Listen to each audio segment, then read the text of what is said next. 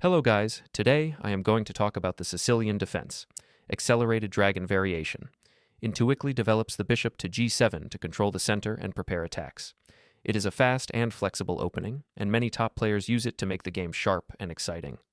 I really love it when my opponent plays the move bishop to c4. I call it the I don't know how to play this variation move because, in essence, my opponent is trying to play the Italian game, even though we did not actually play pawn to e5. We are playing the Sicilian Defense, but because they are unfamiliar with it, they play what they know, which is unsuitable in this position. That is why I enjoy seeing this line from my opponent's side. Now we are going to play pawn to g6 because we are going to enter the Accelerated Dragon Variation.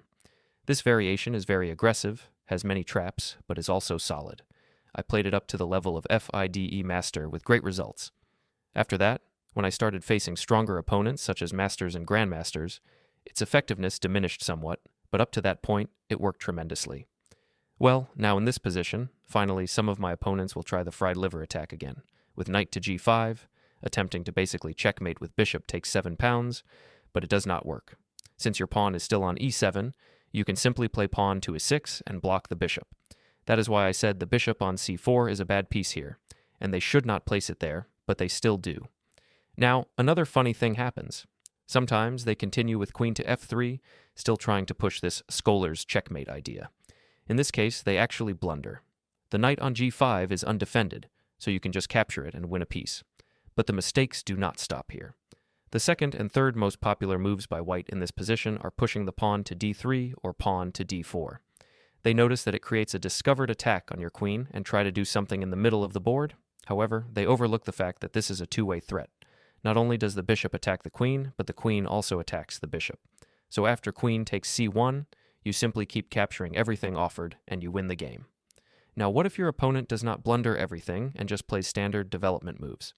Suppose they avoid pushing pawn to d4 because it is more complicated, so they try to develop their pieces normally. In this case, we bring our bishop to g7 on the long diagonal, which is one of the key pieces in the Sicilian Dragon Variation. After they castle, you usually develop your knight to f6. However, in this line, pawn d4, I recommend playing pawn to e6 and then developing your knight to e7. Why? First, it keeps the long diagonal open for your bishop. Second, the pawn on e6 completely blocks the opponent's bishop on c4, which is currently inactive. Third, pawn d3, and you are ready to play pawn to d5 on the next move, gaining tempo and attacking the center while targeting the exposed bishop. Is also a small trap.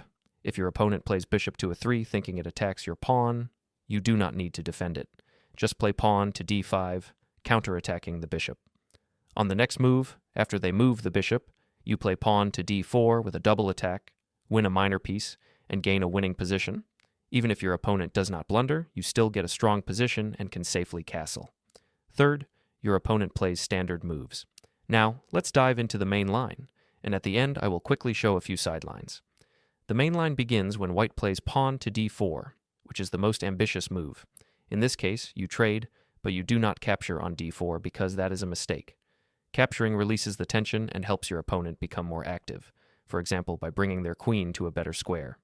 Instead, you focus on developing your bishop, as we want in the Dragon Variation. After that, they play a move, and you continue with bishop to g7, creating pressure against their knight on d4. Many opponents will incorrectly trade on c6. When they do, you recapture towards the center. You should recapture with the b-pawn, not the d-pawn, because it keeps your queen safe, solidifies your center, controls important squares, and may allow you to play pawn to d5 later. Another advantage is the semi-open file for your rook, which together with your bishop can create strong pressure on your opponent's position. Life is good at this stage. Now, if white plays bishop to c4, there is one thing you must be careful about. Whenever you develop your knight to f6, you have to watch out for pawn to e5. If you just develop the knight after pawn to e5, there is no good square for the knight, because all the squares are controlled by white. You might have to retreat your knight back to g8, which wastes time. The easiest way to prevent this is to play pawn to d6 first. This controls the e5 square after you play knight to f6, and d6 also opens the diagonal for your bishop. If white plays actively with queen to f3, trying a scholar's checkmate, you still play knight to f6. After that, whether they castle or play bishop to g5, you castle as well. Suppose they try to play aggressively and castle queenside. This is already a blunder. You can play bishop to g4, and thanks to this, you win material. In general, although white thinks they are playing actively, it backfires badly. Castling queenside can be very dangerous when there is an open file against it. You can bring your queen to a5, placing it on an active square and creating strong pressure. Then you can play rook to b8, putting pressure along the b file. Your bishop may look inactive, but it actually supports your attack along the long diagonal. You are already building strong pressure, and for white it will take many moves to create any counterplay on the king side. Even with equal material, this position is better for black, and with a material advantage, it is completely winning. Back to the main line of the Sicilian defense, we are attacking the knight on d4. If white captures on c6, it actually benefits you by improving your center and opening the b file for your rook. It is better for white not to capture, but to play bishop to e3, defending the knight. After that, you play knight to f6 and castle, which is standard development. There is one tricky idea in the accelerated dragon, popularized by Bobby Fischer, called the sacrifice checkmate pattern against the dragon variation. There is a plan in the accelerated dragon where white castles queenside. Typically, white plays queen to d2 first, and then advances pawn to f3, pawn to h4, and pawn to h5 to open the h-file and attempt a checkmate against the black king. This plan is very effective against the classical dragon variation. However, the accelerated dragon is different. In the classical dragon, black usually has a pawn on d6, which helps control the center and limits white's attacking options. In the accelerated dragon, the pawn is still on d7, which allows black to create strong counterattacks. There are two main ideas for black here. One is to advance the knight to g4, and the other is to strike in the center with pawn to d5. When you play either of these moves, your opponent struggles to find a good plan, and black gains the initiative. This is why the accelerated dragon is so powerful.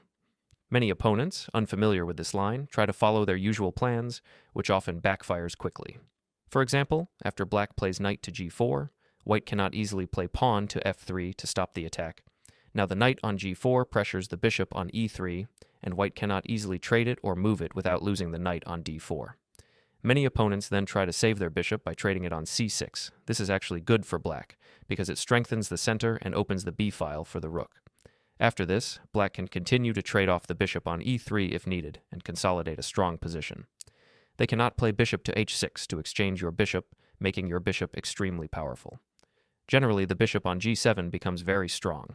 If white plays bishop to d4, do not automatically capture it, because attacking and creating threats is better than unnecessary trades. A powerful and strategic plan here is to play bishop to h6, taking full advantage of the pinned f4 pawn. This move immediately puts pressure on white's position and opens up multiple tactical possibilities. If white attempts to defend with pawn to f4, trying to shield the queen, you can strike back strongly with pawn to a5, directly attacking the bishop and increasing the tension in the center. Once the position opens, bishop takes f4 follows, winning the queen instantly since the f4 pawn is pinned and unable to capture.